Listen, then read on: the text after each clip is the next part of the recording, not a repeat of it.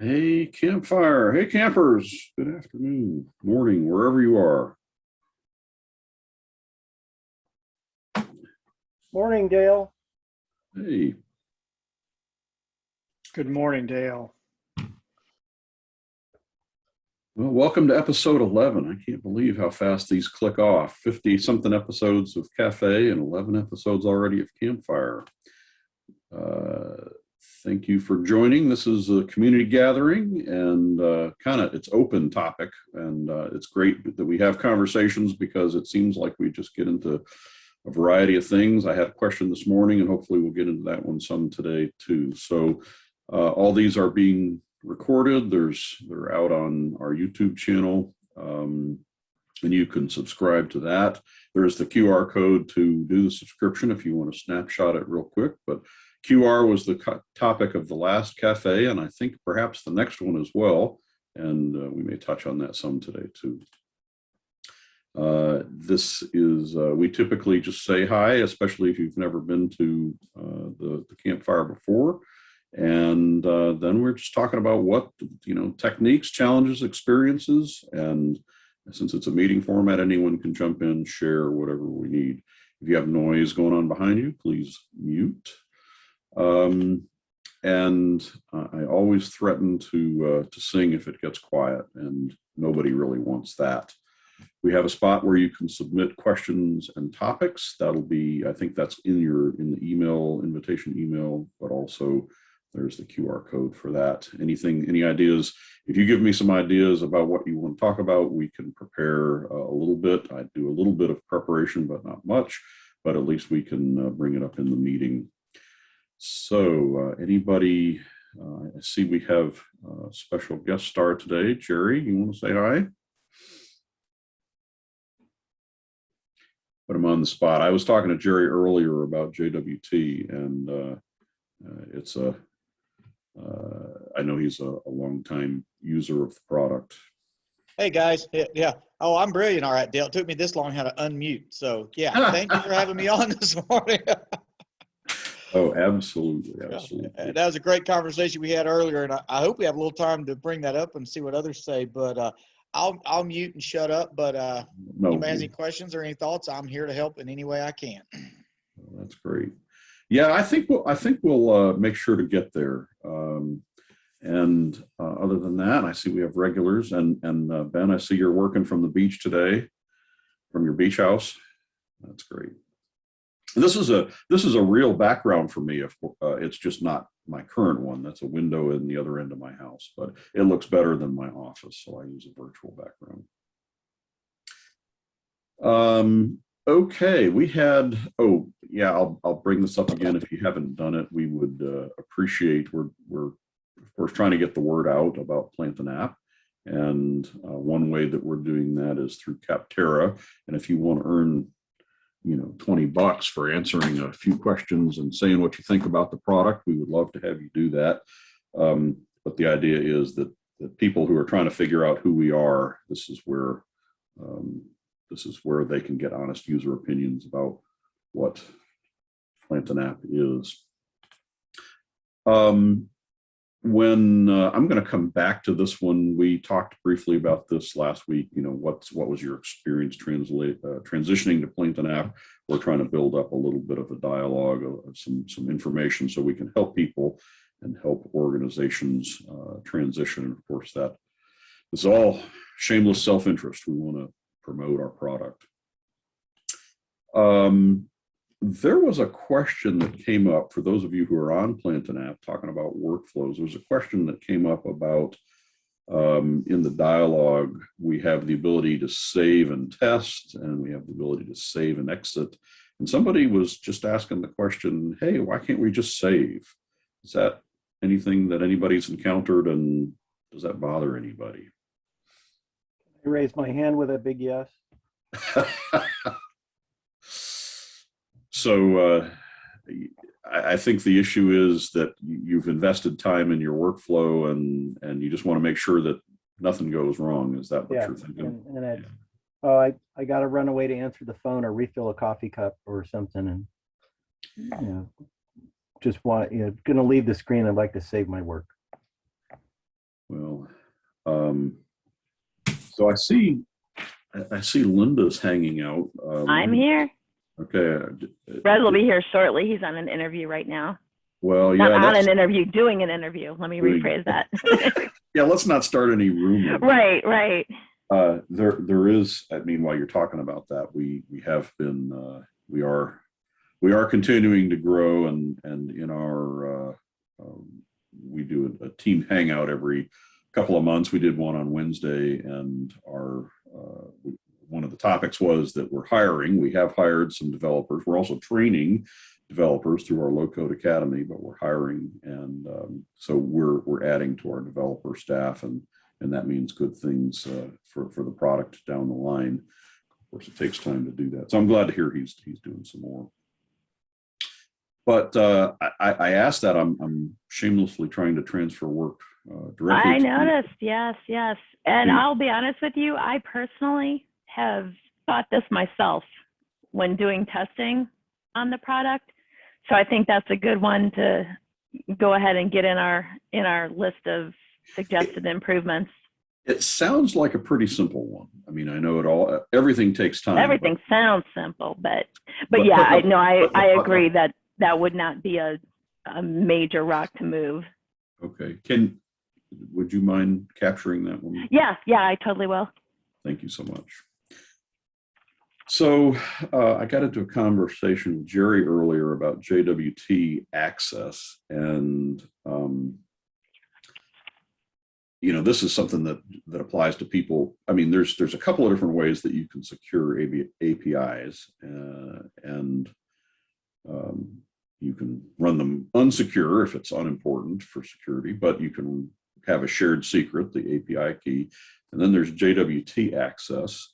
And also you can restrict calls to particular IPs or systems, which is you know, DNN domain names, which is useful if you're just trying to have two computers that talk to each other, and you want to make sure that nobody else gets in on the conversation. But JWT is interesting for mobile use, and I did a low-code feature-focused video several months back about how that might go together, how it might call. But is anyone else on the call doing mobile applications or in any way leveraging JWT Access?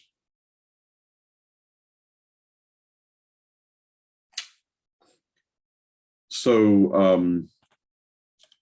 I'm going to exit. I'm going to take a look at APIs and just the security that's there. Oh no, now you've got my API key, so that's a problem. I'll have to delete and change that. Actually, it's not a real thing, but when you're looking at endpoints, and I see if I have a endpoint here that's one that I made up. I don't know if yeah, so here's one that I created. Lots of these get created by, actually, that's an interesting thing. If we take a look at one that gets created by Plant an App, like Get a Book, if we look at that, how is it enabled? So the security, there we go. So the security for all of the stuff that we do is automatically JWT Access. That means users have to have a username and a password, and they have to be able to authenticate to the system, and .NET Nuke does that before they get to us. So then, interestingly, with the access, we can connect them by role. So you can make sure that only people that you give to a particular role have access to this. So Jerry, it turns out, as usual, I'm close but wrong on the details. You don't even have to test to see what role they're in. You can enforce that as they come in. So when they go through the process of connecting, like with a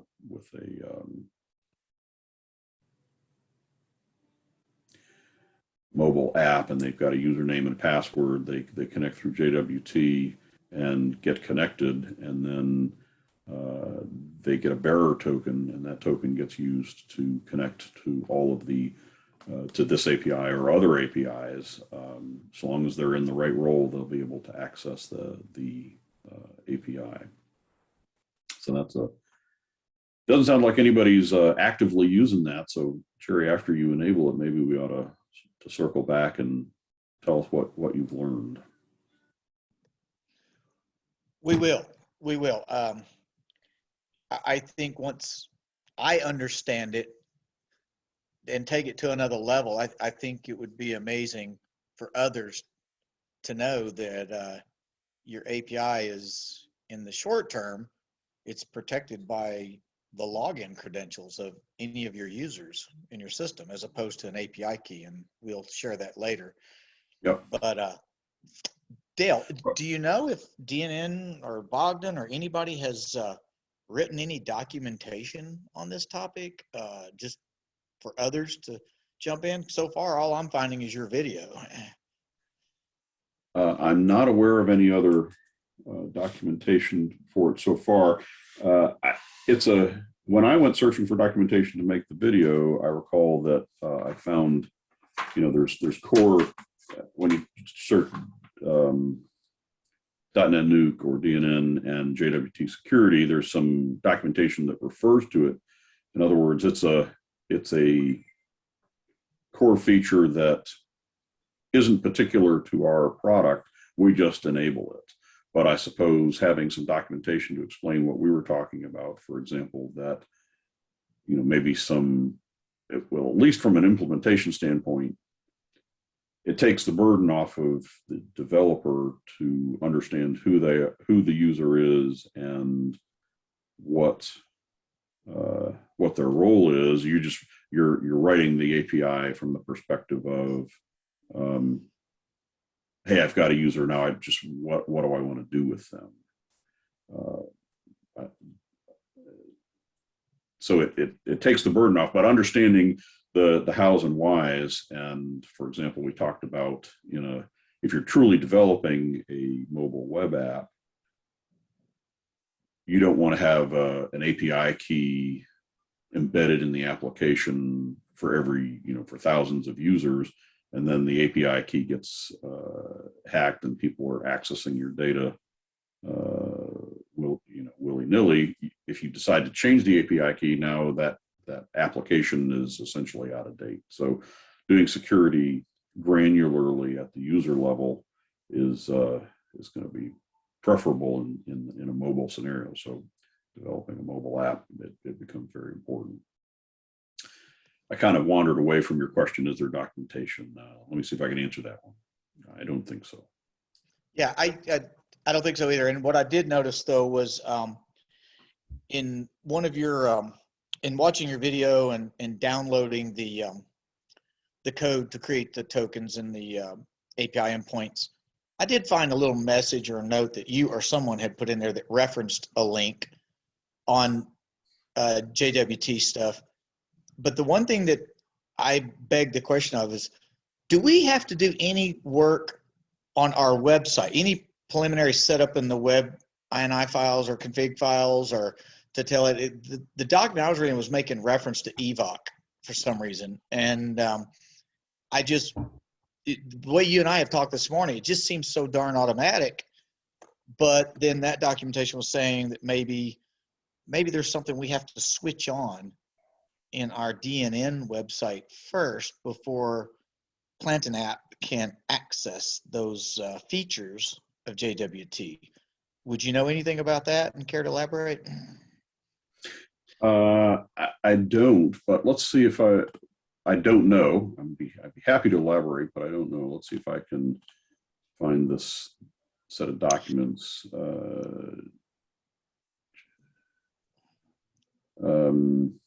So It's probably most likely in the far right document. There was a description. Oh, here's the 1 hour access.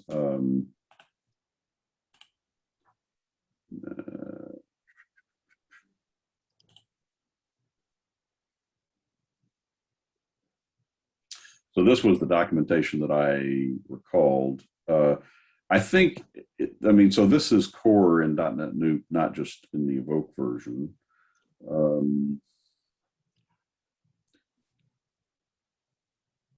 But in terms of whether or not you have to do something to turn it on, I don't remember. So I'd have to look at that, and I will. I'll do that research project.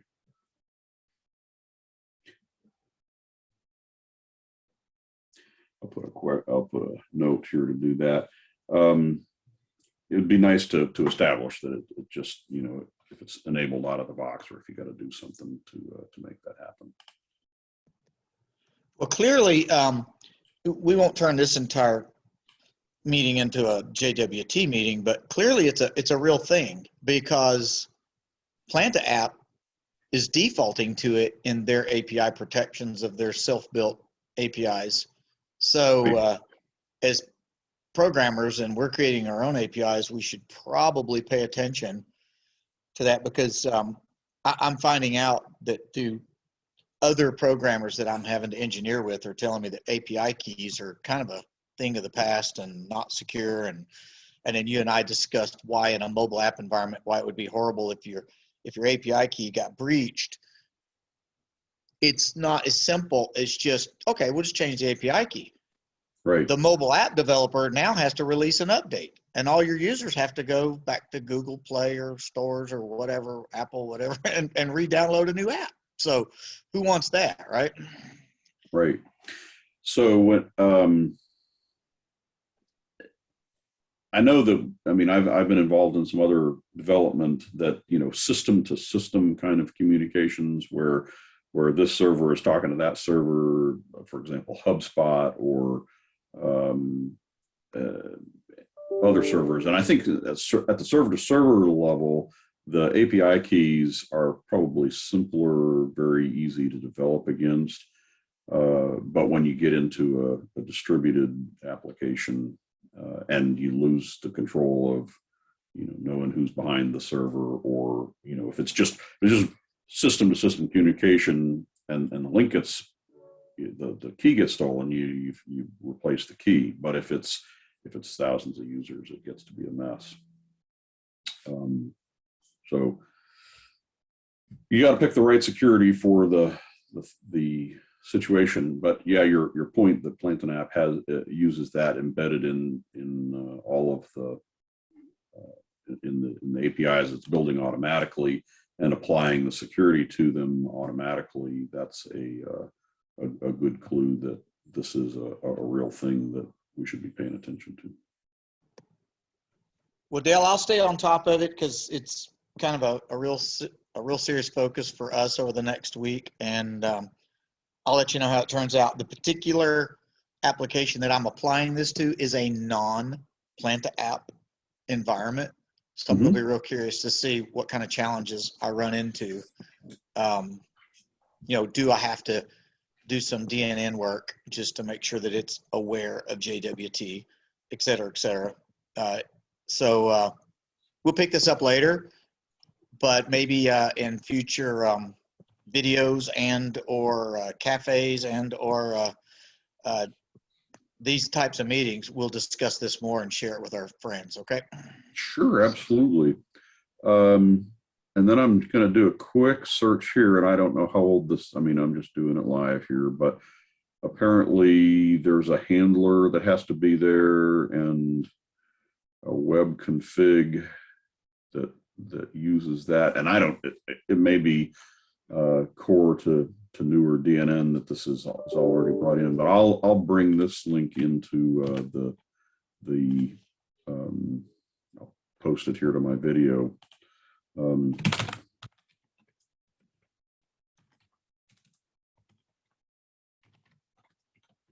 So if you end up needing to turn it on, at least you've got a place to look for where that, you know, where that might be.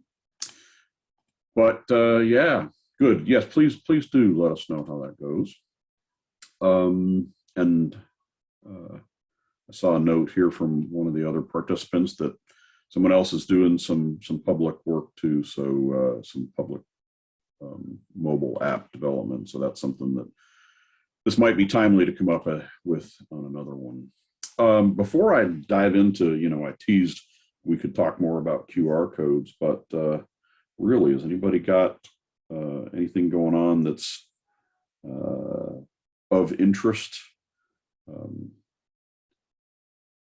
Ben, I know you just had a community question a little while ago, and I haven't seen the answer yet. Did you happen to see my answer and whether or not it was that solved the issue? I did see your answer. It literally came into my email about 3 minutes before this meeting, so I haven't had a chance to actually look at it yet. So the question was about some weird behavior on an anchor tag where you got a grid and it's displaying something, and you're displaying a link, and you're trying to click the link, and it take you to a new page, and that clicking the link wasn't the browser wasn't responding. You clicked the link and it wasn't going there. And when I took a look, so it's kind of interesting to me. I was doing some development recently, and I saw this behavior, and I said, "Oh, well, I wonder what that is." But I was focusing on on getting my project done. It was actually the QR stuff that I was working on for Low-Code Cafe. Didn't you just kind of shrug it off and you go on to the thing that's important to you and not that. I figured it was some anomaly on my system. So it helps a lot, first of all, that you ask the question and say, okay, now you're seeing what I'm seeing, what happened. And so I'm digging in a little bit. And what I suggested, and my little bit of testing before I could, in the 15 minutes before this meeting, I did some testing, that the default for an anchor tag is target equals _self. Means you're gonna go there from your same window. But when you don't provide a target _self in this particular circumstance under action grid in that particular structure, for some reason it's not going. I don't know whether it's something particular to the way we've built our HTML code, or whether there's a bug in recent versions of browsers. I'm seeing it in both Chrome and Edge. But when I added an explicit target instead of allowing it to go to default, it seems to be working. So I can at least tell you this much. It only happens in the listing view.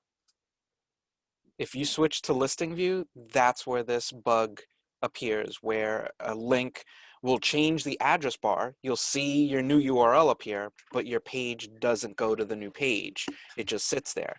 But if you do it on a regular grid, the links work fine, because on the same page I have 3 action grids. 2 of them are regular grids, one's listing.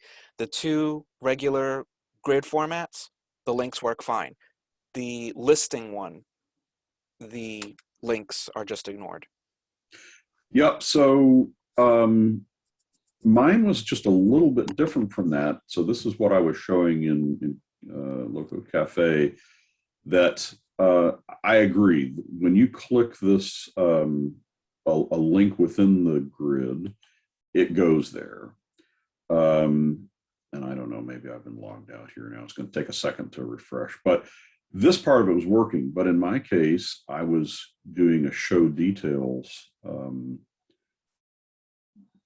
inline detail structure of a button. So we'll jump into that in just a second here. So it ended up working. My site had to refresh.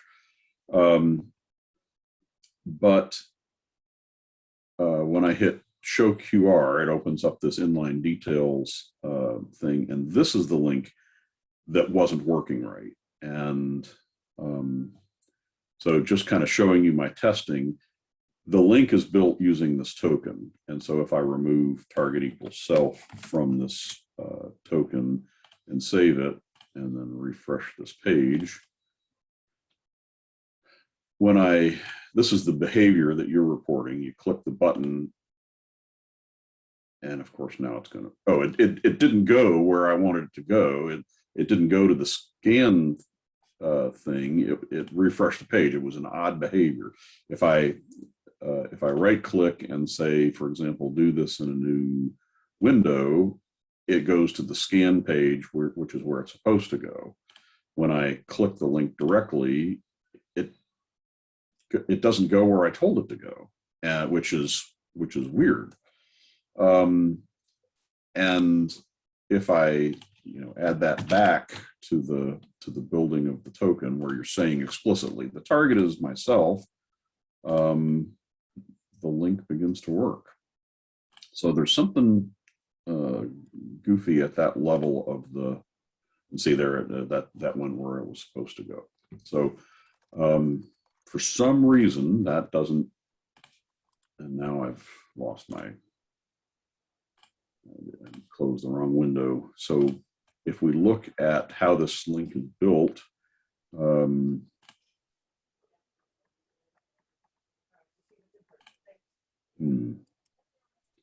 slow, there it is. All right, so if we inspect this thing,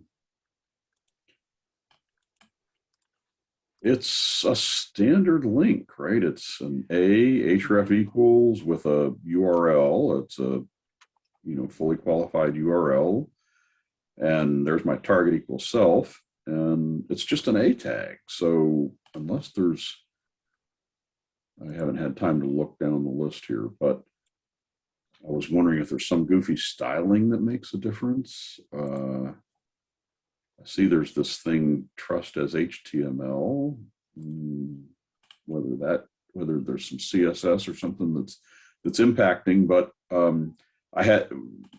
for me, once I put explicitly target equals self, it stopped having this odd behavior.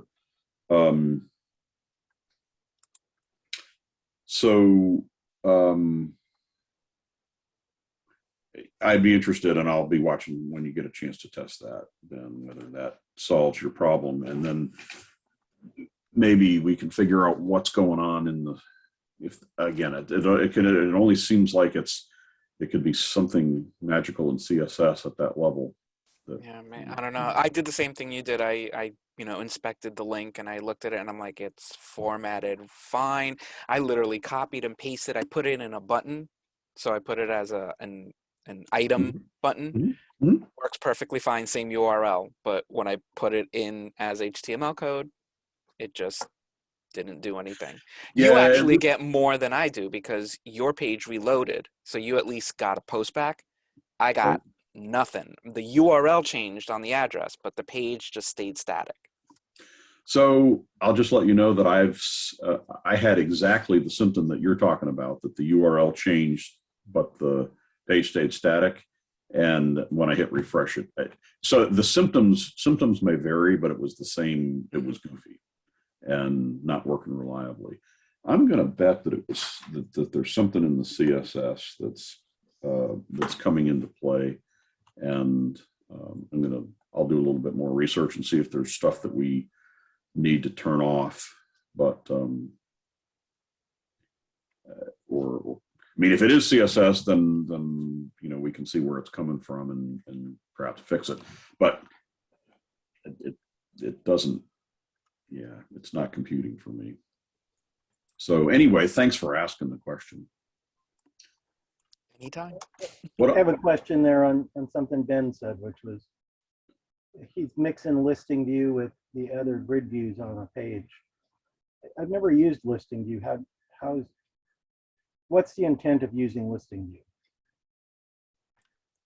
In my case, it was basically just kind of more like formatting, reasoning, being able to get boxes lined up with just some little tidbit of information and kind of getting a better formatting for a blog type of view. Okay. One of the things I'm working on and stumbling with is trying to do some formatted type reports that do paging, and I just wonder if the listing view might be a better place for me to start. I mean, the listing view is basically, I mean, if I were to explain it to someone, I would just basically say, think of it as cards. So instead of seeing things as grid rows, you'd see them as cards per record. So if that's more of a, formatting structure that lends better to what you're trying to accomplish, then that's what I would, use the listing for. And then you can control how many columns of cards you want to see per row. Oh, as Dale is. Yeah, I showing. mean, it's easy to flip back and forth. So that there's a couple of, so instead of a grid, it's sideways, and you can control that, and you can all control it based on the device.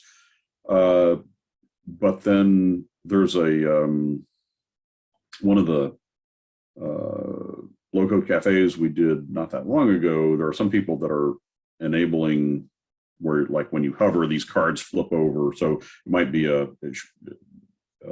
becomes very much more interactive.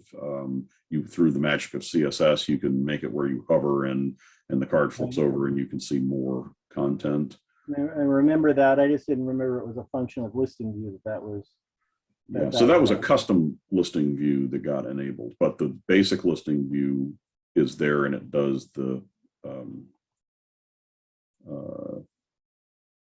it's a different format doing the same thing. So Yeah. like all your buttons are still there. We still have show QR, for example, in mine. The server's taking a second to load the. Be interesting to see make sure the QR loads like it's supposed to here. Hello. If maybe if we have time at the end, maybe we could share some concepts on how people do like formatted reports where so I have a report where I need a header, multiple detail rows, a footer, but then I need to repeat that for multiple customers. And this is a visual, not a PDF kind of a thing. And it'll go out to PDF. Yeah.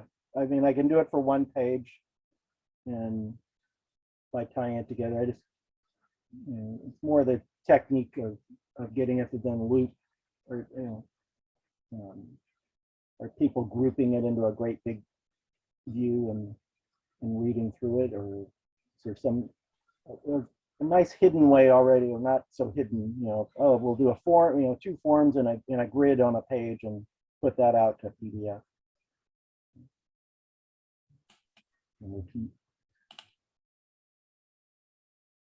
So I guess I'm not understanding what it is that what you're trying to get accomplished, and why. I guess I'm just not understanding yet. And that, well, I wasn't ready to ask the question. It was okay. Yeah, it's on my report. It's more of a report writer type of function that I'm trying to duplicate, and I haven't come up with the right mental thought of how to work through it. So I don't know if anybody else does any report like that, where you've got multiple, these happen to be customer status reports that get mailed to a customer. So we have a customer information in a header, and some multiple rows of detail and a footer, and I can generate a page, and I'm having trouble looping through that, and still having headers and footers, and and still having headers and footers and control paging and stuff like that. I mean, I haven't figured out the right combination of things to do that. So I would be real inclined to try and figure out if other tools might be better at that. And I'm thinking Crystal, or doesn't SQL have a report writer feature built in? I do it in Crystal now. I mean, that's where Crystal is, and I was hoping to be able to bring it into Planted App, so I didn't have to have a separate tool out there. Mm-hmm. Yeah, so as far as I know, and there's always something surprising in the product, as far as I know, there isn't a true report writer feature. So it comes down to trying to figure out what the how to incorporate a report writing feature. And so Oh, I'll keep playing with it. If you had said, oh, I have stumbled through many things just to have somebody say, oh, by the way, if you flip this switch on and turn on listing view, you have there's the report writer. That's the reason I started with the question. What? Yeah. What is that? Yeah. What is that? So I know that Razor scripts can call DLLs, and the approach I was going to take to play with it was to create a view in the database that's got, all the data I need in a row, even though it'll be, duplicated, and then just do some, simple conditional logic and in something in a workflow or something to keep writing out. I just hadn't got the time yet to try it. Yeah, and it's so going back to my I'm 60, right? So did some writing in Cobol and you doing some of the stuff. I mean, you used to do it all yourself, so you have how many line items can I fit before I have to repeat the header, repeat the footer, those kinds of things, and you probably build a mechanism to do that. But it seems like there's got to be a better way, and trying to figure out how to harness Cobol or a report writer would be yeah. more. I have the same gray hair there, Dale. So I do Cobol. I want my perform through. Yeah, I never actually got a job in Cobol, but that's how I learned that, and assembly and JCL. So last from the IBM past. Cool. What else is going on? While we're talking about the past, one word, System 36, Dale. Remember that? I don't. What was that? It's an IBM System 36 is where we all started with the Cobol, and and of course assembly was a little prior to that. But when you mentioned the old IBM stuff, it brought back some horrifying memories of mine. I'll hush. We could. I don't even want to talk about it. Too much to talk about. Well, there's when I was in school, it was card decks that you submitted, and you got the run back overnight. So you learned to proofread a bunch, because it takes several days to get a program to run that way. Yeah, I'm just old enough to know that I saw card decks in college just long enough for them to tell us that this is expired. It's of no value to any of us anymore, but they taught us almost as a history lesson. Yep. But this is 1980, 81, so it was still there. Just but the old IBM System 36 is kind of the Cobol world and all that. And like you, I studied it, learned all about it, but never was asked to actually create a computer program in that language. By that time, we had moved on to other things, but So, not much. This kind of folds into one of the things that I brought up earlier. Let's see if I can find it. This transitioning to Plainton app thing. I mean, on the far end of the spectrum, there's those languages, and they all. It's all the primary thing is learning logic, right? And then you can translate that into whatever. I happen to go down the VB.NET path and VB scripting, but other people C#, whatever. But it's all about logic, if then else, variables, and every language calls them something different, but there they are. And so now transitioning to low code is a complete mind shift in one way, that you got a bunch of tools that you can configure together to make a great application. You still have to understand the logic. You still have to understand how things are being passed and what you're trying to build. And so all that is a great foundation for low code, but it's not, it's, I don't know. low-code and Plantain app is its own thing, but it still all applies. Jim, what was your what kind of development work were you doing previously? Well, my first page development was Cobol, payroll systems and inventory and things like that. And went on to C and VB and C#. I've migrated through and learned how to do the same thing multiple times. But you know, when you write a program like that in Cobol and you're responsible for doing every level of detail, if it's going to get done, you had to tell it to do it, right? Right.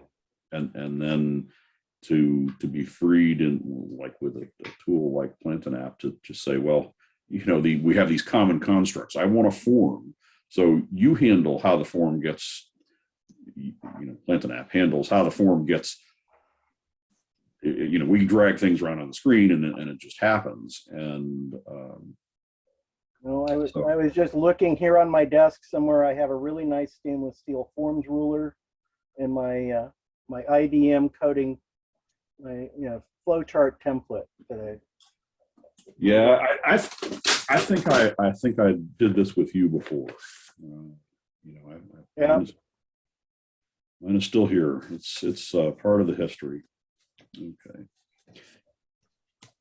So. And Ben's back there going, "What's that?" No. I'm trying to multitask.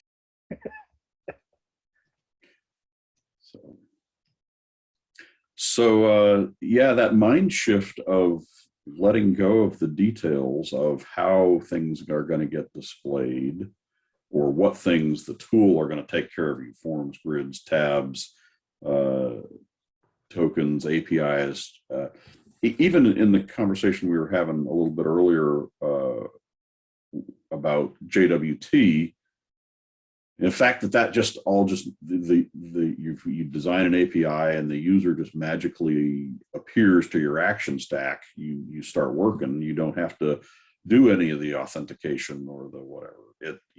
So much of that gets offloaded. I don't know, maybe that's the standing on the shoulders of giants thing, but you have to be willing to accept it too, right? If you like having the control instead of doing it the way the tool does, might not transition well. But I like letting the developers handle that stuff for me, and it's okay. I've got these constructs. I'm just gonna leverage them, tell it what I want it to do, not how to do it. Exactly. Hello, Reza. You've wandered into. We're just talking a little bit about the transitioning to Plantain app transitioning mindset, and comparing gray hair stories. I've got a lot. We've earned them all, every one of them. Yeah. So okay, I'm gonna jump off into QR codes a little bit more. First of all, did anybody happen to see the cafe or the replay? Any feedback for the presenter on building a QR enabled application? It's all right.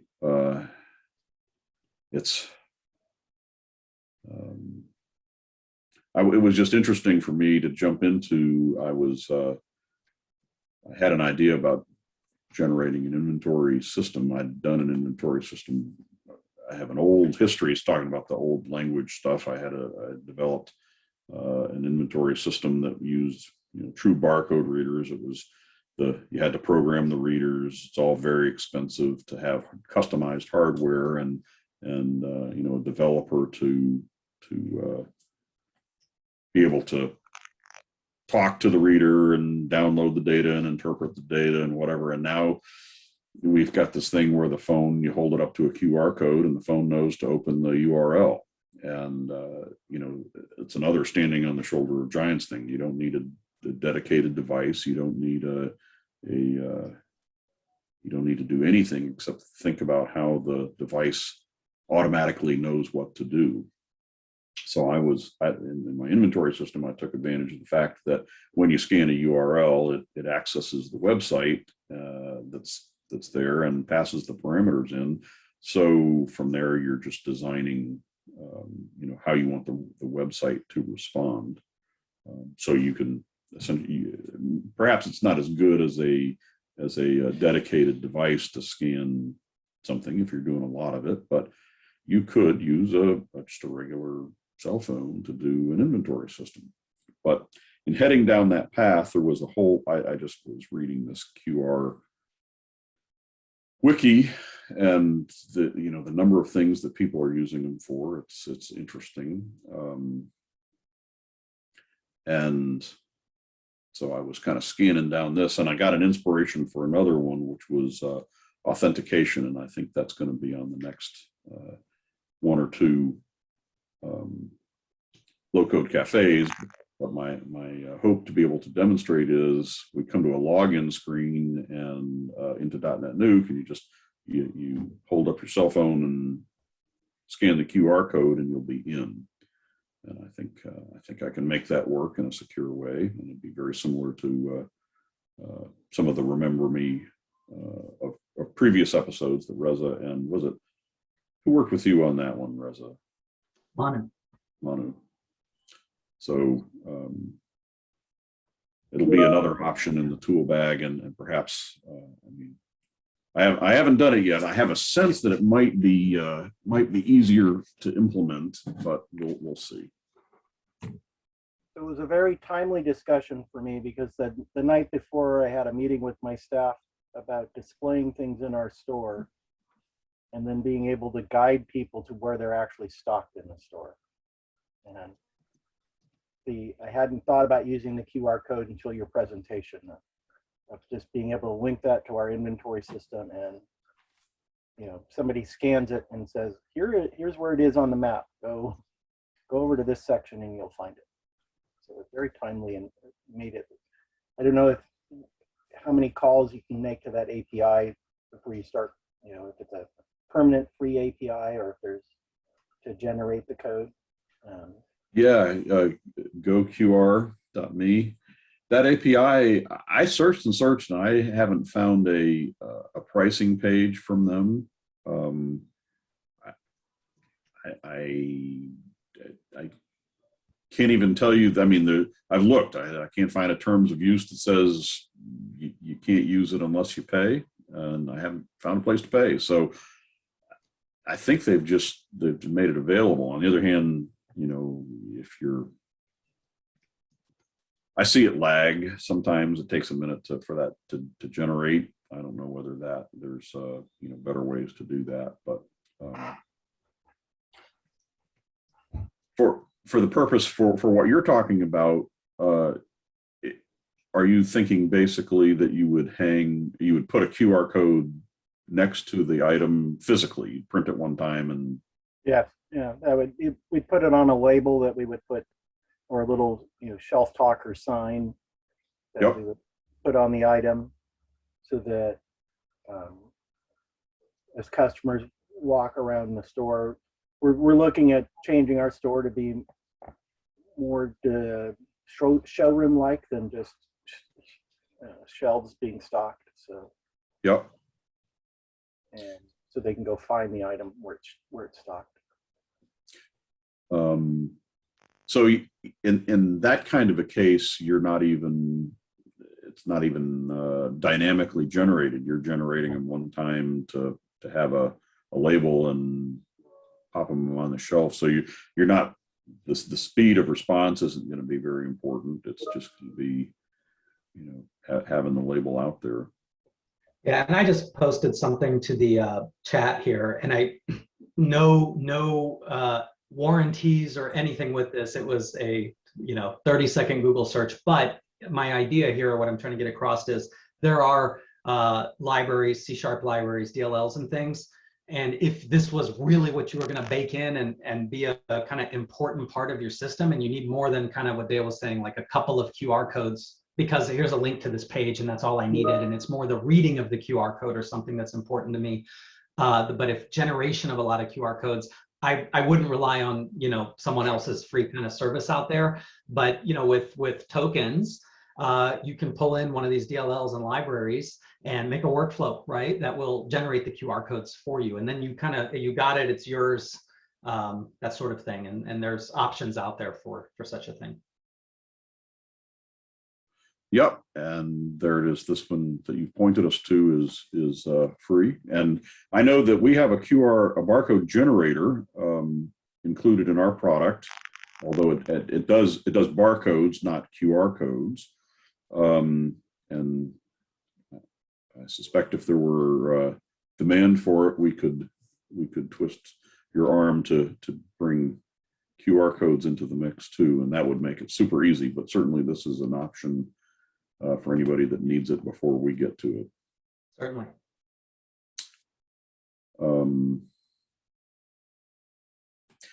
So, Jim, in your case, I mean, pointing them to somewhere else in the store is useful. Is there a value in being able to, I mean, do you have any, for example, other hyperlinks or jump offs that somebody could scan something and then learn more about the item in front of them, or is that irrelevant?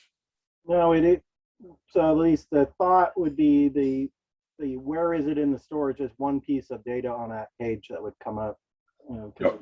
We often have video links and things to product demonstrations or, you know, instruction manuals or, you know, things like that. So it would bring up the entire you know, an entire inventory record, you know, type with all its links. Because some of these things for us are not just, oh, here's a particular widget on it, you know, on sale, $39.95. They're built into dioramas and things like that. So and we're thinking, oh, we could put, you know, signage with a QR code out in front with a picture of, oh, here's this structure, you know, that looks really nice, and here, you know, here's where you can get it and how you could, you know, comes as a kit. You got to build it, use these paints, you know, to paint it up, you know, things like that. Yep, and you know, it occurs to me that your tags can be static. The information that they point to, if it points to a particular product, if you rearrange your storage and you've got them in a different location, the tag doesn't change. It's just pointing to a URL that generates correctly. That's the piece, because we do move things around in the store where things are stored, and well, especially this year, keeping inventory in stock is a problem. So, you know, oh, this is currently something that you can back order, or we have it on the shelf, or. Yep. Interesting. Well, I'm glad that happened to work out. I'd love to hear if you implement it and how that works out for you. So, good. Okay. So we've kind of had a wide-ranging conversation. There's still 5 minutes left if anybody has something. And as always, you know, I'm happy to talk about you know, what else we can do in future times. I'd love you to use that the link in the email that tells us, you know, any ideas or questions, anything you want to explore deeper. We can add that to our agenda for this hour. Nobody has last call. That's it for today, and we'll get together again in a week. And just appreciate you showing up and having questions and using our product, and anything we can do to make it better and easier for you, we'll bring it to the meeting. Good. Thank you all. Thanks, everyone. Good day, folks.